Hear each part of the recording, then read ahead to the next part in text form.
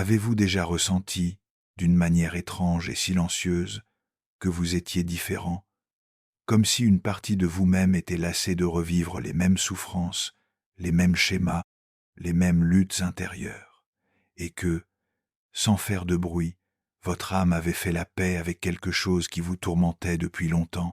Si vous êtes ici, en train d'écouter ceci, il se peut que quelque chose en vous sache déjà ce que je vais vous dire maintenant. Peut être que votre âme a déjà appris la leçon la plus difficile de toutes. Et lorsque cela se produit, la vie ne change pas comme par magie. Elle change dans les détails, dans le silence, dans la façon dont vous réagissez, dans la façon dont vous lâchez prise, dans la façon dont vous respirez plus légèrement, même au milieu du même chaos. Cette vidéo ne traite pas de réussite, de dépassement de soi ou de techniques de développement personnel. Elle traite de quelque chose d'infiniment plus intime et réel. Elle traite du moment où le cœur cesse de crier, non par abandon, mais par sagesse. Elle traite de la reconnaissance qu'il existe un type de douleur qui, une fois enfin comprise, ne revient plus jamais sous la même forme.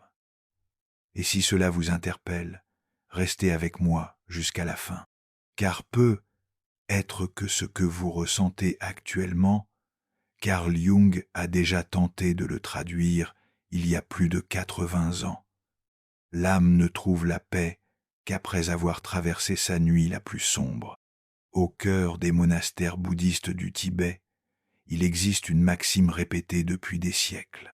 L'âme n'évolue pas par le succès, elle évolue par le silence. Ce n'est pas le silence de la résignation, c'est le silence après la compréhension. C'est le silence de ceux qui ont déjà pleuré tout ce qu'ils avaient besoin de pleurer. C'est cet instant presque mystique où vous sentez que tout ce qui vous a blessé n'a plus d'emprise sur vous, non pas parce que cela a disparu, mais parce que vous avez changé. Et c'est de cela dont nous allons parler aujourd'hui, des marques invisibles d'une âme qui a déjà appris, pas des apprentissages intellectuels ni des phrases à effet, mais des apprentissages de la chair, du temps, des cicatrices. Il existe 7 signes discrets, mais puissants, qui indiquent que votre âme a bouclé un cycle karmique. Et si vous en reconnaissez 3, 4, voire les 7, vous ne faites pas que vivre, vous vous éveillez. Mais avant de révéler le premier signe, je dois vous poser une question directe, et peut être inconfortable. Êtes-vous toujours en conflit avec votre histoire?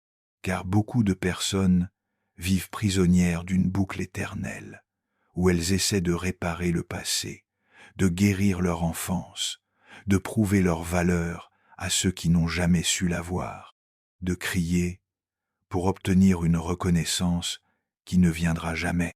Mais il y a un moment unique et silencieux, où l'âme s'arrête. Elle ne crie pas, elle ne supplie pas, elle comprend simplement. Elle comprend qu'elle n'a pas besoin de gagner une guerre pour être digne. Elle comprend qu'il n'y a plus de bataille à mener. Elle comprend que ce qui s'est passé n'était pas une punition, mais un appel sacré à mûrir spirituellement. Vous souvenez-vous quand cela a commencé pour vous? Il n'y a peu, être pas de date précise. Mais il y a eu un instant, entre les larmes ou les silences profonds, où votre âme a simplement renoncé à lutter contre le monde, et elle a commencé à se tourner vers l'intérieur, à moins questionner et à plus ressentir, à écouter ce que personne ne disait, mais que le cœur a toujours su. Carl Jung disait qu'il y a un moment dans le voyage de l'âme où l'ego s'effondre quand ce que vous pensiez être, le fort, le juste, le bon, s'effondre.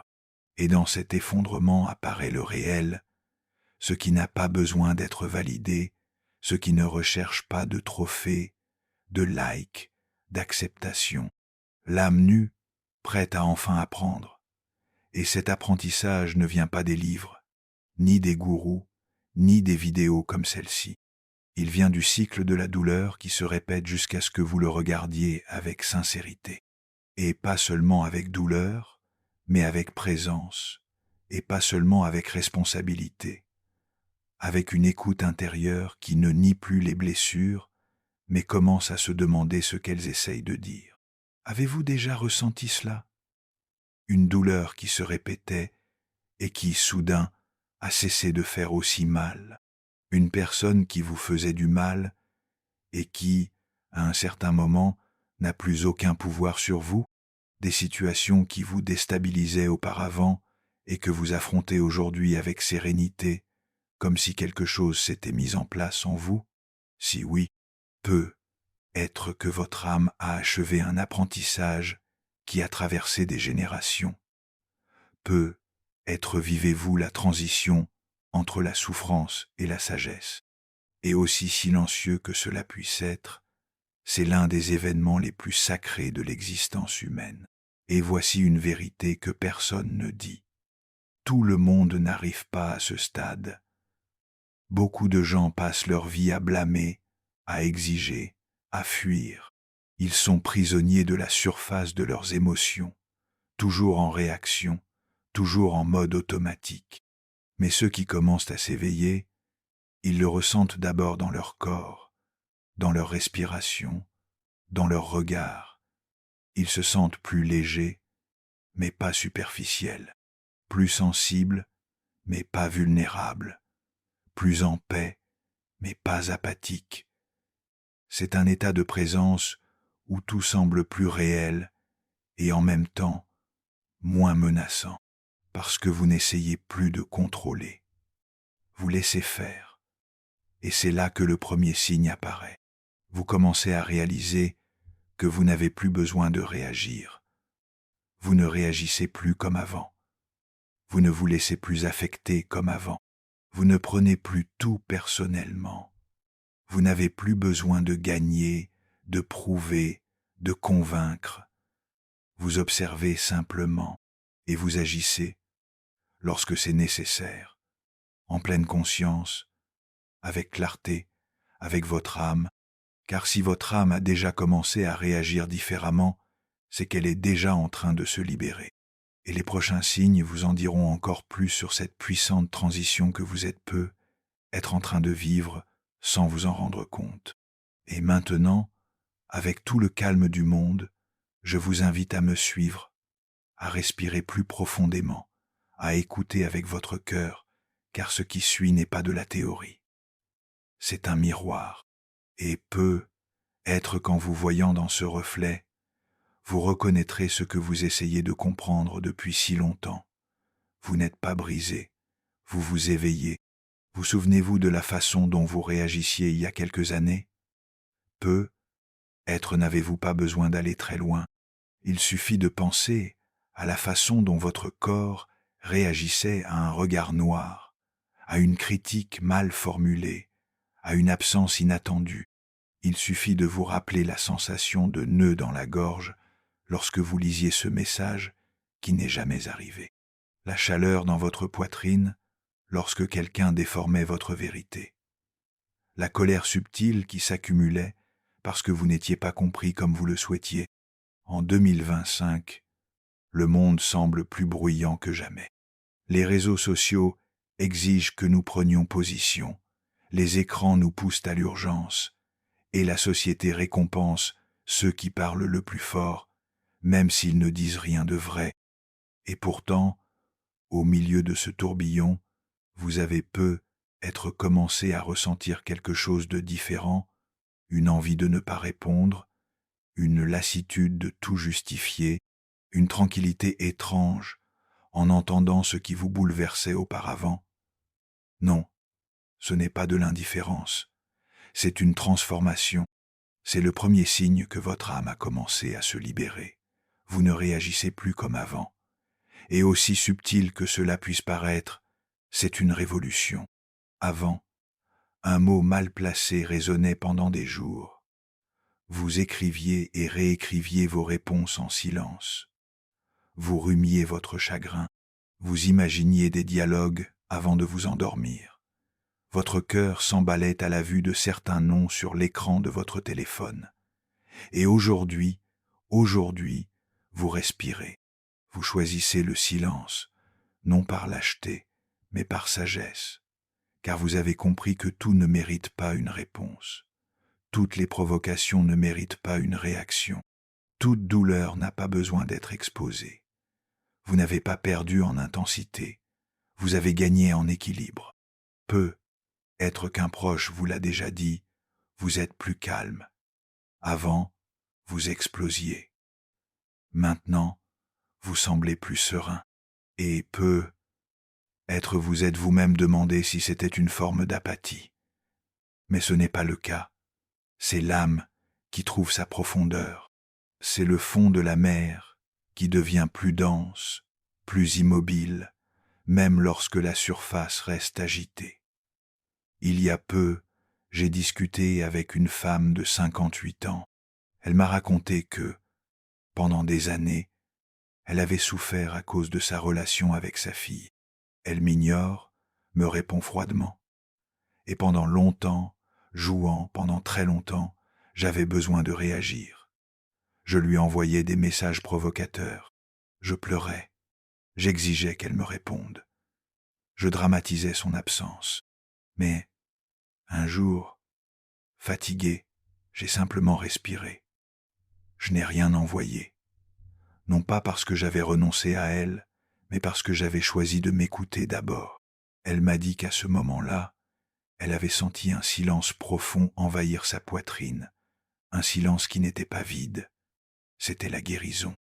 Et c'est ainsi que cela commence, sans grand signe, sans feu d'artifice. L'âme cesse simplement de se battre. Elle cesse de mendier de l'amour, elle cesse de se défendre. Vous commencez à réaliser que, lorsque vous ne réagissez pas, vous voyez plus clairement ce qui se cache derrière les paroles de l'autre. Vous voyez la douleur derrière l'agressivité, la peur derrière le contrôle, la fragilité derrière le masque de l'arrogance. Et puis, quelque chose d'autre se produit. Vous ne vous sentez plus obligé d'entrer sur le champ de bataille. Carl Jung disait que ce à quoi vous résistez persiste, et plus nous luttons contre les provocations du monde, plus nous nous épuisons intérieurement, car toute réaction automatique nous épuise. Chaque discussion que nous avons juste pour valider notre point de vue renforce l'attachement à l'ego. Et l'ego, il se nourrit de raison, pas de paix, mais l'âme. L'âme se nourrit de ce qui est vrai. Et lorsque vous commencez à moins réagir, vous commencez à ressentir davantage. Le temps ralentit, la respiration s'approfondit. Vous n'avez pas besoin de vaincre l'autre pour vous sentir entier. Vous n'avez pas besoin d'avoir le dernier mot. Vous commencez à faire quelque chose qui semble simple mais qui est très rare. Vous observez. Observer est l'acte le plus révolutionnaire de 2025. Dans un monde qui vit pour crier, ceux qui apprennent à observer ont un avantage, non pas par stratégie, mais par profondeur. Et voici ce dont peu de gens parlent. Observer n'est pas être passif. Observer, c'est voir sans juger. C'est reconnaître le mouvement de l'émotion sans se laisser emporter par elle. Un homme de 42 ans m'a dit l'autre jour, « Avant, il suffisait que ma femme élève le ton pour que je réponde de la même manière. Aujourd'hui j'écoute, je ressens tout à l'intérieur. Parfois, je reste silencieux, d'autres fois, je réponds différemment. Mais je ne suis plus prisonnier de ma réaction. Et comment vous sentez-vous » Il a répondu, plus libre. C'est comme si quelque chose en moi avait enfin grandi. C'est le mot juste. Grandir. Grandir. Ce n'est pas acquérir plus de biens, plus de statut, plus de pouvoir. Grandir, c'est maîtriser sa colère sans la réprimer.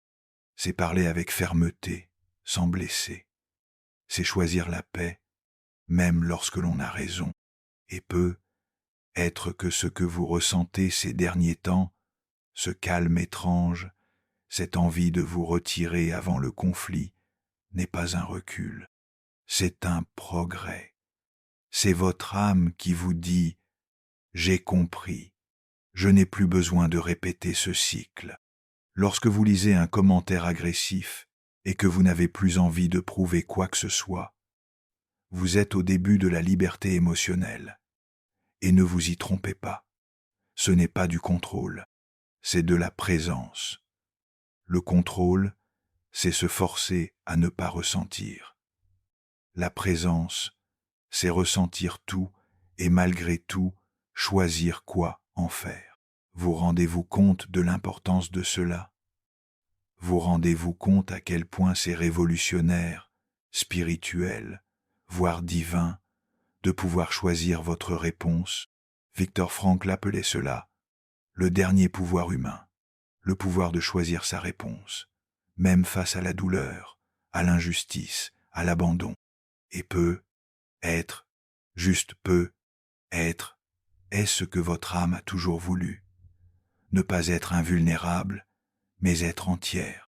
Si vous sentez que ce changement est en train de se produire en vous, s'il y a des jours où vous réalisez que quelque chose vous aurait blessé auparavant et qu'aujourd'hui cela ne fait plus mal, s'il y a des moments où vous vous surprenez à rester silencieux, mais pas par lâcheté, par paix, alors écoutez attentivement ce que je vais vous dire maintenant.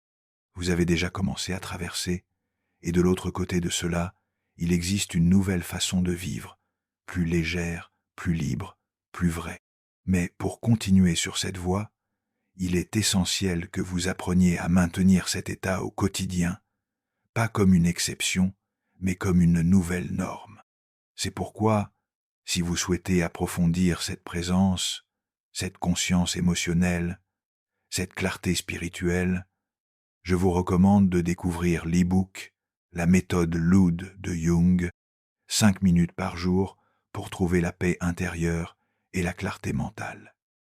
C'est plus qu'un simple contenu, c'est un rituel silencieux de reconnexion avec ce qu'il y a de plus sage en vous, une étape essentielle pour ceux qui se sentent prêts à vivre avec plus d'âme et moins de bruit. Vous trouverez le lien vers l'e-book dans le commentaire épinglé de cette vidéo. Il est là qui vous attend comme un doux rappel que la paix n'est pas une destination, c'est une pratique, et vous êtes déjà sur le chemin. Avez-vous déjà ressenti une paix si profonde qu'elle vous semblait étrange? Comme si, soudain, vous n'aviez plus besoin d'expliquer quoi que ce soit, à qui que ce soit, comme si tout ce qui criait en vous s'était enfin tu, mais pas d'un silence absent, d'un silence de compréhension. Avez-vous atteint un stade de votre vie où votre plus grande victoire n'est plus de gagner une dispute, mais de ne plus en avoir besoin? Vous entendez quelque chose d'injuste, une provocation, une opinion malveillante, et au lieu de réagir, vous respirez simplement, non pas parce que vous avez ravalé votre colère, mais parce qu'il n'y a plus rien en vous qui ait besoin de prouver quoi que ce soit. L'avez-vous déjà remarqué? Ce besoin presque physique d'être compris, de justifier vos choix, de montrer que vous aviez raison, il s'estompe, il s'efface peu à peu, et il ne reste qu'une sérénité presque invisible, mais indestructible. Comment nommer cela? La liberté émotionnelle. Et cette liberté n'est pas bruyante. Elle n'a pas besoin de micro, ni de public. Elle est silencieuse, puissante. Et c'est être là le troisième grand signe que votre âme a appris la leçon la plus difficile de toutes. Vous n'avez plus besoin d'avoir raison. Quand cela a-t-il commencé pour vous? Était-ce lors d'une dispute avec un membre de votre famille? Était-ce au travail, lorsque vous avez décidé de ne pas répondre à cet email absurde? Ou était-ce seul, un jour ordinaire, lorsque vous avez réalisé que certaines luttes ne valaient plus la peine de vous déséquilibrer? Il y a une histoire que m'a racontée un homme de 63 ans, Augusto. Il m'a confié qu'il avait eu une relation difficile avec son frère pendant des décennies. De petites disputes, s'accumulaient jusqu'à devenir des abîmes, et chaque rencontre se terminait par le même sentiment. J'avais raison. Mais il ne m'écoute pas. Jusqu'au jour où, après avoir entendu une nouvelle provocation, Augusto s'est contenté de regarder, de sourire gentiment et de dire « Vous avez le droit de penser ainsi ». Puis, il s'est levé et est parti.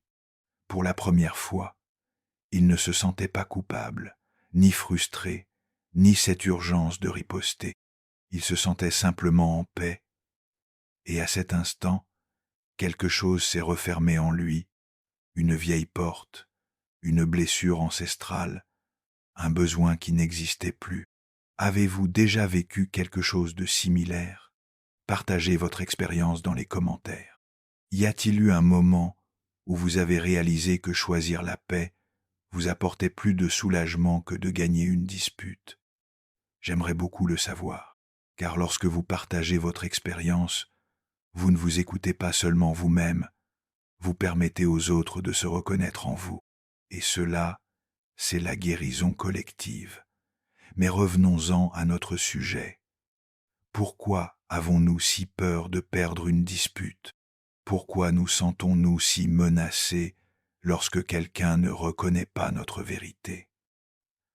La réponse se trouve peu être là où vous vous y attendez le moins, dans votre ego. L'ego est cette partie de notre identité qui se nourrit de comparaison. Il a besoin d'avoir raison pour se sentir en sécurité. Il a besoin d'être admiré pour se sentir valorisé. Et surtout, il a besoin de gagner pour se sentir en contrôle. Mais voici le problème. L'ego n'est jamais satisfait. Même lorsqu'il gagne, il trouve un nouveau combat. Même lorsqu'il est reconnu, il a l'impression qu'il manque encore quelque chose. Car l'ego ne sait pas se reposer. Et c'est pourquoi, tant que vous vivrez en essayant de prouver quelque chose, vous serez prisonnier. Prisonnier de cycles, de tensions, d'une agitation qui ne s'arrête jamais. Mais l'âme ne cherche pas à gagner. Elle cherche à comprendre. Elle ne s'intéresse pas aux arguments. Elle veut des expériences vécues avec authenticité. Et lorsque l'âme mûrit, elle commence à lâcher prise sur l'ego, petit à petit, sans scandale. Et ce processus, c'est comme se réveiller d'un vieux rêve, comme sortir d'une guerre intérieure dont vous ne vous souvenez même plus comment elle a commencé. Vous commencez à vous écouter. Vous commencez à voir l'autre avec plus de compassion. Vous commencez à réaliser que, souvent, ce que l'autre dit en dit plus long sur lui que sur vous. Voulez-vous voir quelque chose? Combien de fois avez-vous essayé d'expliquer votre point de vue à quelqu'un qui avait déjà décidé de ne pas vous écouter? Combien de fois avez-vous été frustré d'attendre que l'autre voie votre douleur, votre intention, votre histoire, sans qu'il ait fait le moindre effort pour comprendre votre parcours? Et qu'avez-vous gagné avec cela? De la fatigue, du ressentiment, du vide? C'est exactement là où réside le problème. Il y a des moments où le plus grand acte d'amour propre consiste à se taire. C'est se retirer de l'arène. C'est reconnaître que la discussion, aussi tentante soit-elle, ne mérite pas votre énergie. Ce n'est pas une fuite. C'est prendre soin de soi. C'est une maturité spirituelle. C'est une prise de conscience. Carl Jung disait que la véritable croissance se produit lorsque nous cessons de juger. Et cesser de juger ne concerne pas seulement les autres. Cela vous concerne également. C'est cesser d'exiger d'avoir toujours le dernier mot. C'est cesser de vous punir de ne pas réussir à convaincre quelqu'un. C'est cesser de mesurer votre valeur à l'aune de l'approbation des autres. Et être que vous le ressentez déjà dans votre quotidien. Être qu'aujourd'hui, quand on vous interrompe, vous respirez simplement. Être qu'aujourd'hui, lorsque l'on parle de vous en mal, vous passez simplement votre chemin. Peut être qu'aujourd'hui, lorsque l'on tente de vous provoquer, vous souriez intérieurement avec cette certitude silencieuse. Je ne suis plus cette personne qui a besoin de s'expliquer. C'est cela, le pouvoir. Mais pas un pouvoir qui domine. C'est un pouvoir qui libère. Si vous êtes arrivé jusqu'ici dans cette vidéo, dites-moi sincèrement quelle est la dernière dispute à laquelle vous avez participé et que vous regrettez. Écrivez-le dans les commentaires, non pas pour vous défouler, mais pour vous libérer.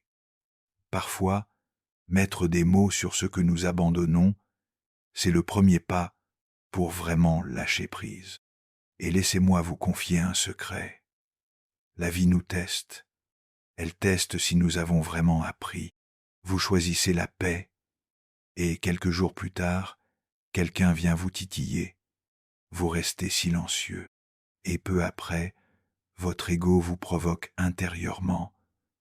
Vous allez laisser passer ça, et puis vient la décision, le moment où vous pouvez réagir comme avant ou répondre comme une nouvelle personne. C'est le portail, c'est le point de basculement. Et savez-vous ce qui est beau dans tout ça? Vous n'avez plus besoin d'un public, vous n'avez plus besoin d'applaudissements. Vous avez compris que la seule chose qui compte vraiment, c'est votre paix. Et lorsque la paix devient plus importante que la raison, vous ne devenez pas faible. Vous devenez sage, solide comme une montagne, serein comme un lac, intense, mais enraciné. Les gens le remarqueront, ils trouveront cela étrange. Ils vous demanderont si quelque chose s'est passé, mais ce qui s'est passé, c'est à l'intérieur. C'est vous, c'est votre âme qui vous dit « assez de lutter pour un trône qui n'a jamais existé, assez d'essayer de convaincre ceux qui n'ont jamais voulu vous comprendre, assez d'essayer de changer ce que seul le temps peut changer. Car l'âme qui n'a plus besoin de vaincre a déjà vaincu. Avez-vous déjà remarqué comment le passé peut devenir une prison, même lorsque les murs n'existent plus? Comment certains souvenirs reviennent avec une telle force qu'ils semblent revivre dans le corps, même après des années? Comment certains mots peuvent-ils encore faire mal, comme s'ils avaient été prononcés hier, même si la bouche qui les a prononcés s'est déjà tue? Il y a quelque chose de curieux à propos du passé. Il n'a pas besoin de permission pour apparaître. Il surgit. Dans la musique qui passe à la radio et qui vous transporte à un moment précis. Dans la nourriture qui a la même odeur que ce déjeuner chez votre grand-mère. Au coin de la rue que vous évitez parce que c'est là qu'une amitié a pris fin.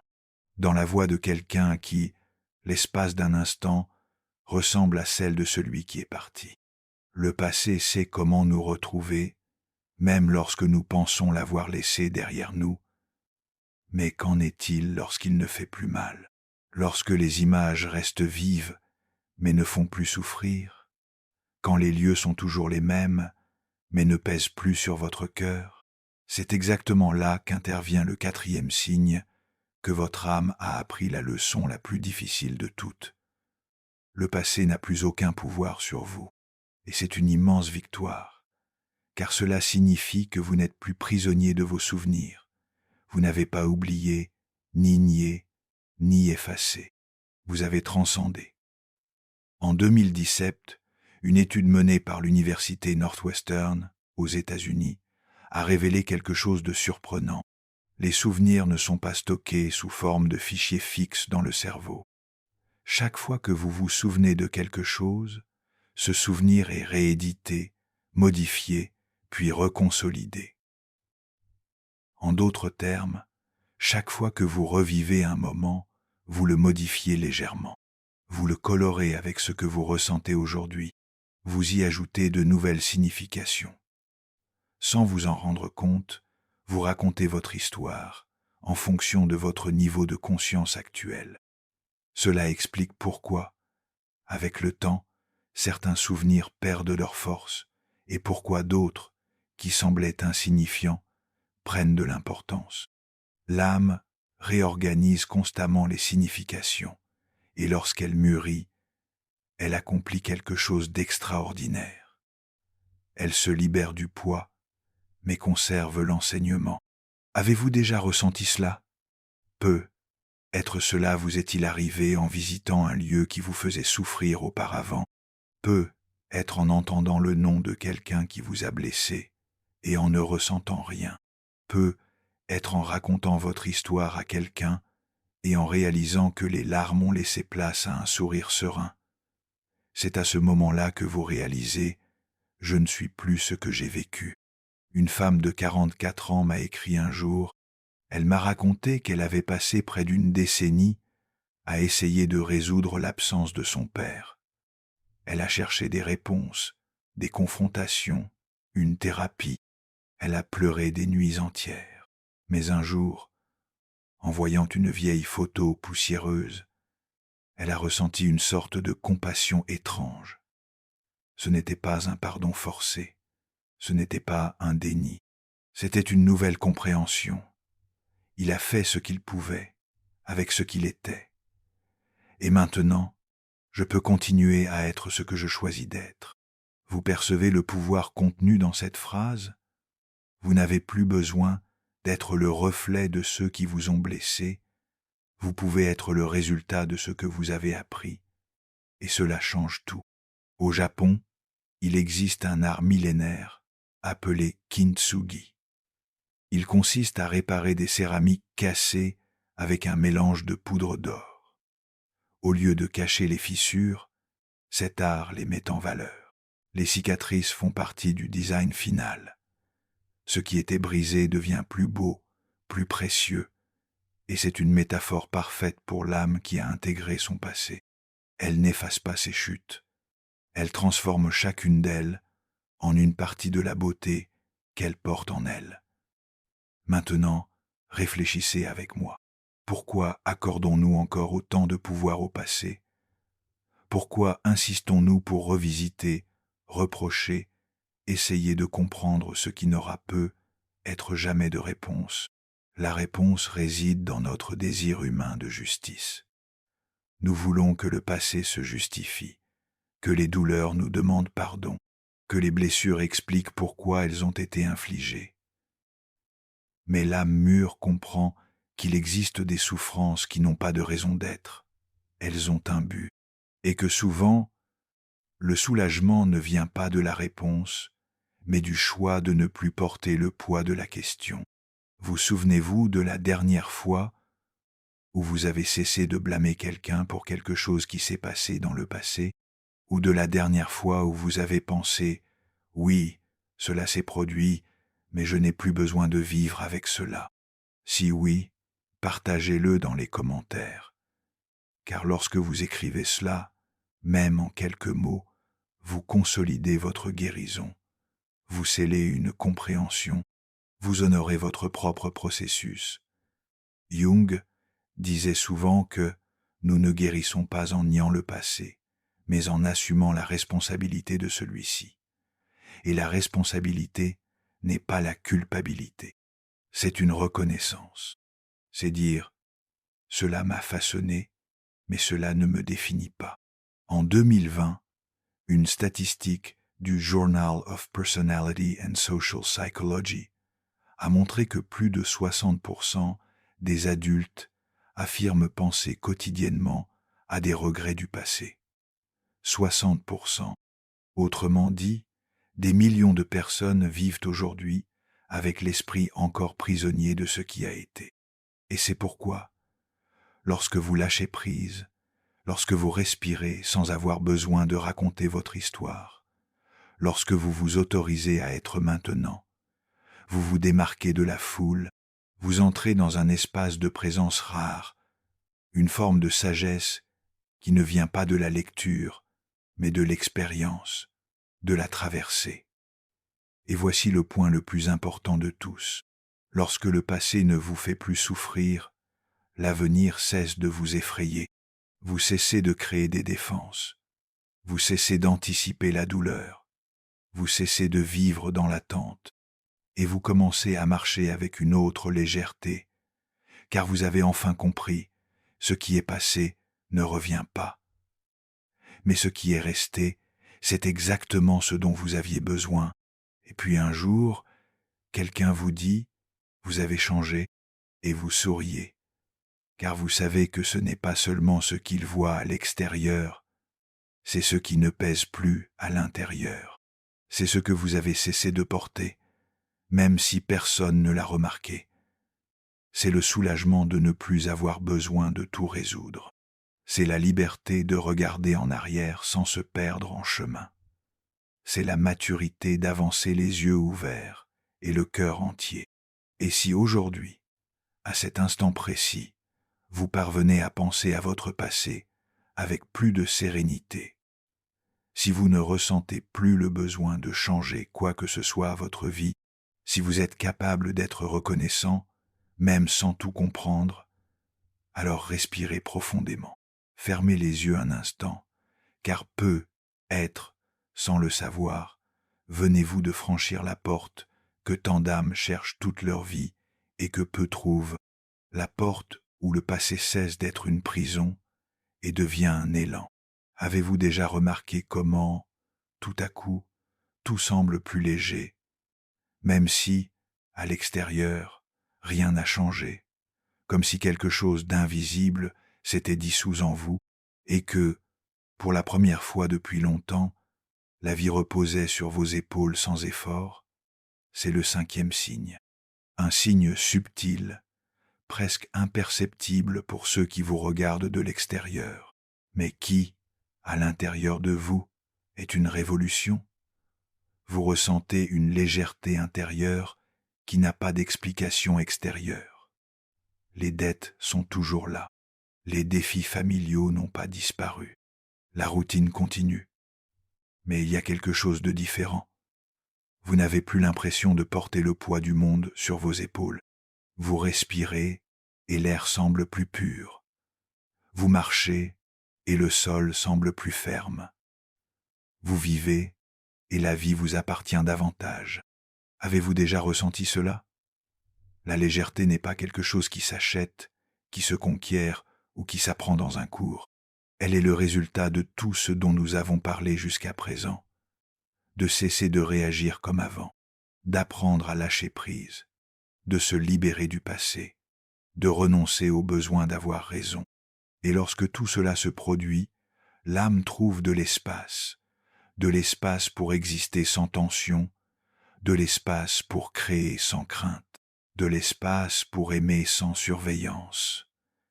C'est comme lorsque vous retirez un vêtement qui ne vous va plus depuis des années, mais que vous continuez à porter par habitude.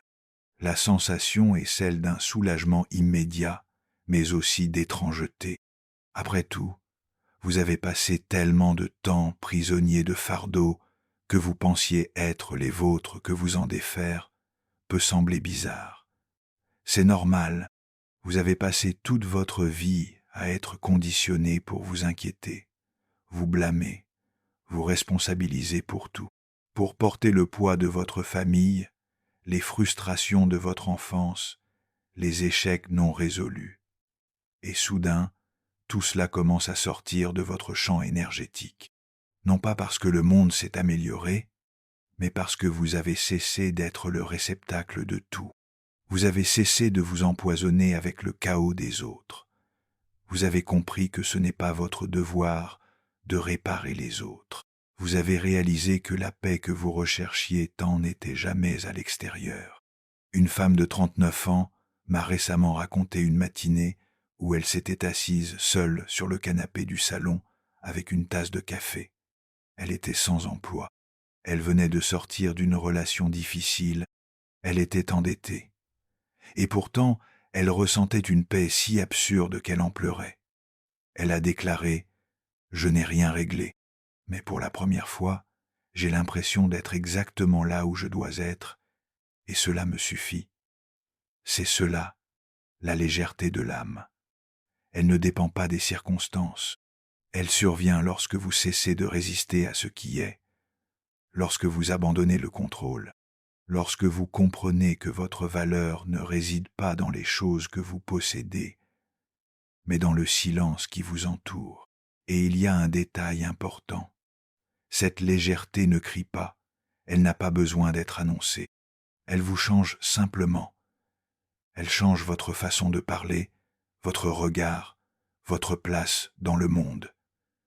Vous commencez à dire non plus souvent, sans culpabilité. Vous commencez à vous taire, sans malaise. Vous commencez à ralentir, sans vous sentir en retard. Vous commencez à vous écouter. Et cela suffit. Beaucoup ne comprendront pas. Ils diront que vous êtes étrange, distant, indifférent. Mais la vérité est que vous avez simplement cessé de courir après ce qui n'a plus de sens. Vous vous êtes lassé de mener des combats qui n'étaient pas les vôtres, de chercher la validation là où il n'y avait que jugement, de forcer votre présence là où il n'y avait qu'absence. Et maintenant, vous vous retirez simplement. Ce n'est pas un abandon, c'est de la maturité émotionnelle. C'est comme l'arbre qui, en automne, perd ses feuilles sans drame. Il sait que ce n'est pas la fin, c'est un cycle, et il le respecte. Respectez-vous vos cycles, écoutez-vous ce que votre corps vous demande. Honorez-vous votre rythme, même lorsque le monde extérieur insiste pour vous presser. Si oui, partagez votre expérience dans les commentaires. Je souhaite savoir comment la légèreté vous envahit. À quel moment de votre journée ressentez-vous cela? Le silence? Une respiration plus profonde? Un soulagement inexplicable? Partagez, car lorsque vous écrivez, vous ancrez cette sensation, vous la transformez en souvenir vivant. Et peut être qu'en écrivant, vous inspirez quelqu'un qui est encore au milieu de la tempête. D'ailleurs, en parlant de tempête, avez-vous déjà remarqué qu'après les plus grandes souffrances, nous nous sentons plus présents, comme si, après la destruction, quelque chose s'alignait enfin en nous? Ce n'est pas une coïncidence. C'est la sagesse de l'inconscient. C'est comme si, au moment où il ne reste plus rien, vous pouviez enfin vous trouver. C'est pourquoi de nombreux maîtres spirituels disent que le vide n'est pas l'absence. C'est un espace pour le nouveau, un espace pour le réel, un espace pour que l'âme respire. Avez-vous déjà ressenti ce genre de vide, celui où tout semblait avoir été arraché, vos relations, votre travail, vos projets, vos rêves? Et puis, dans un silence inattendu, avez-vous commencé à ressentir quelque chose de nouveau, pas un espoir immédiat, mais une sorte de présence que vous n'aviez jamais ressentie auparavant, comme si, sans distraction, vous pouviez enfin vous entendre? C'est spirituel, c'est sacré, et c'est exactement le point d'arrivée qui répond à tout ce dont nous avons parlé jusqu'à présent. La paix ne vient pas du monde, la paix ne vient pas des autres, la paix ne vient pas d'un passé résolu. Elle naît à l'instant où vous cessez de résister. Et cela, mon ami, cela change tout. Vous ne réagissez plus comme avant. Vous lâchez prise sans vous briser. Vous regardez en arrière sans saigner. Vous n'avez plus besoin de gagner les disputes. Et maintenant, vous sentez le poids s'en aller, l'énergie revenir, la vie enfin couler de l'intérieur vers l'extérieur. C'est peut être la plus grande preuve que votre âme a apprise, pas ce que vous avez accompli, pas ce que vous avez surmonté, mais ce que vous n'avez plus besoin de porter.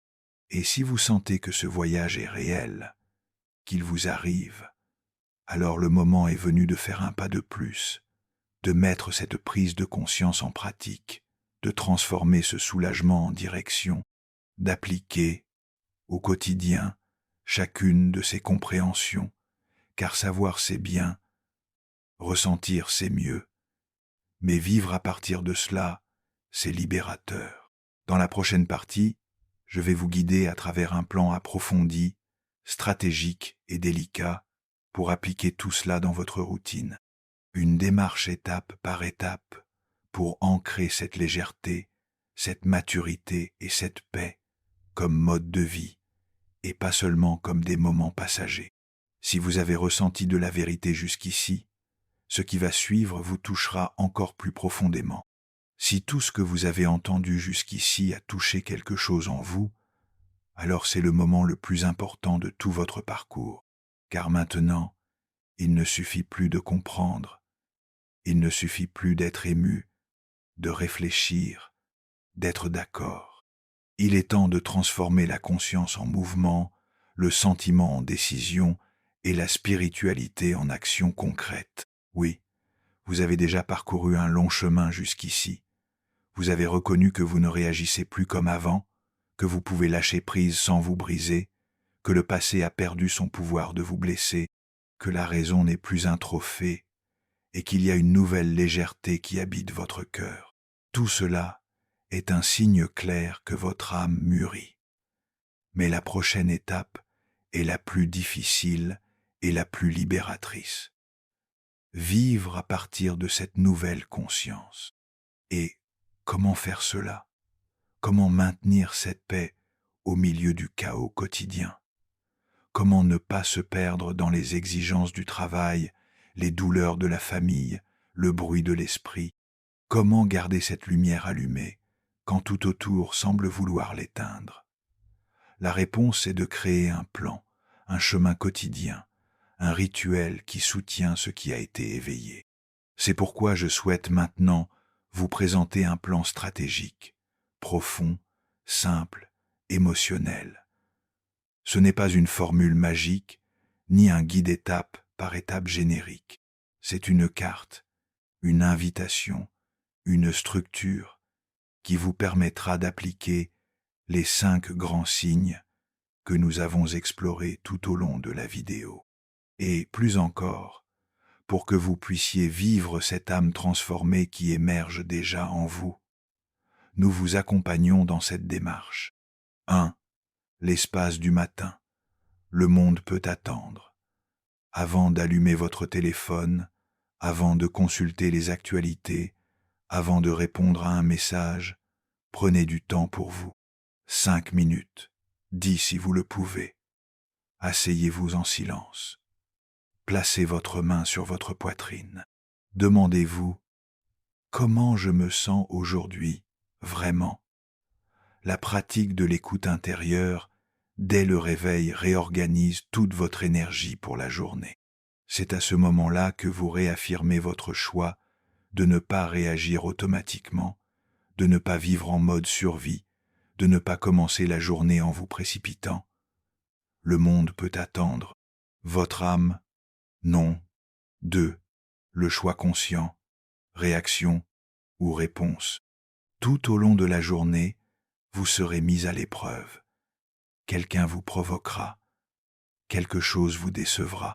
L'ancienne impulsion de réagir voudra prendre le dessus. Voici l'exercice.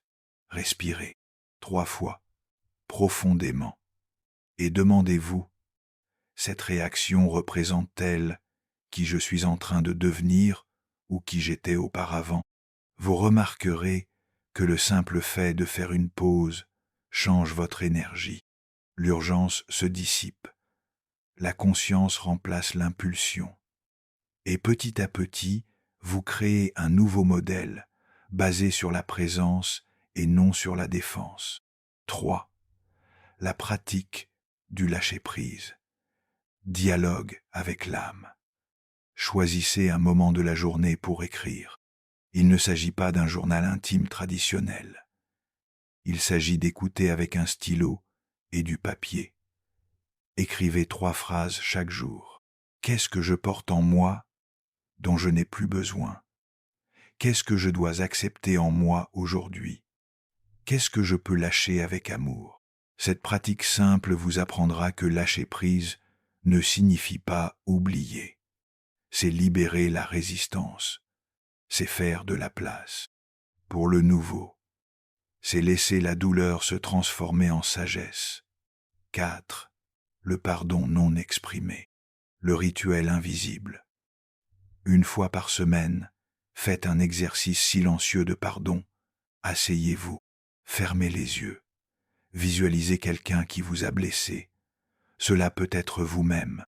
Et dites simplement en pensée, « Je vous libère. Et je me libère aussi de cela. Je choisis de continuer sans besoin d'explication, de punition ou de correction. Cela n'a pas besoin d'être parfait. Vous n'avez pas besoin de ressentir quoi que ce soit immédiatement. L'important, c'est l'intention. L'âme comprend. 5. La célébration de la légèreté. Honorer l'invisible. Combien de fois avez-vous célébré ce que personne n'a vu? Le choix de ne pas répondre. Le silence qui a évité une guerre. La larme que vous avez essuyée seule. Réservez un moment chaque semaine rien que pour cela. Allumez une bougie. Écoutez une musique douce. Regardez le ciel. Et dites-vous, je suis en chemin. Et cela est déjà sacré. Honorez les petits progrès et ce qui maintient vivante la lumière que vous allumez. 6. Le refuge nocturne. Terminez la journée avec votre âme. Avant de vous endormir, répétez 3 phrases. J'ai fait de mon mieux aujourd'hui. Je mérite de me reposer. Demain, je recommencerai avec plus de sincérité. Même si la journée a été difficile, confuse ou lourde, cette pratique redonne à votre âme la permission de ne pas être trop exigeante envers vous-même. Essayez cela, prendre soin de soi spirituellement. Maintenant que vous connaissez ce plan, n'essayez pas de tout appliquer en même temps. Choisissez un point. Sentez ce qui vous semble le plus pertinent pour le moment présent. Commencez petit, mais commencez, car toute âme éveillée a besoin d'un sol fertile pour s'épanouir. Et ce sol se construit au quotidien, dans les décisions subtiles, dans les silences choisis. La spiritualité ne réside pas seulement dans les grandes révélations.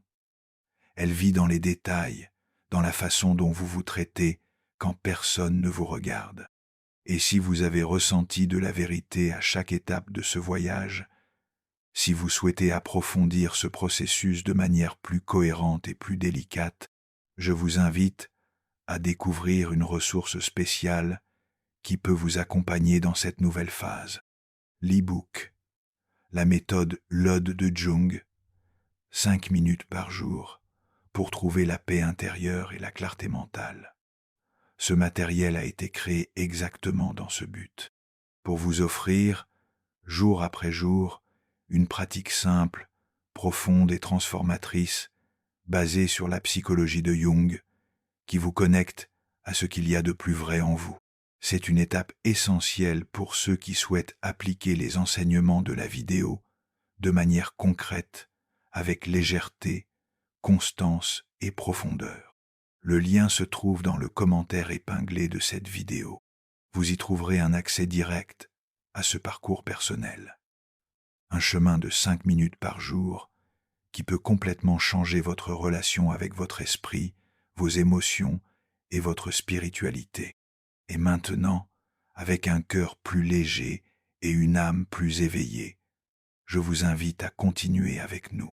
Cette chaîne a été créée dans ce but, pour vous accompagner dans cette traversée silencieuse mais puissante. Abonnez-vous à la chaîne L'Esprit de Jung. Aimez la vidéo si elle a touché votre cœur et partagez dans les commentaires, même de manière anonyme, ce qui vous a le plus marqué ou ce que vous recherchez encore. Car ici, nous ne nous contentons pas de produire du contenu. Nous ouvrons des espaces sûrs pour que les âmes fatiguées trouvent le repos, une direction et la vérité. Et vous en faites partie. Vous en avez toujours fait partie. Et maintenant, plus que jamais, vous êtes prêts à vivre à partir de votre essence.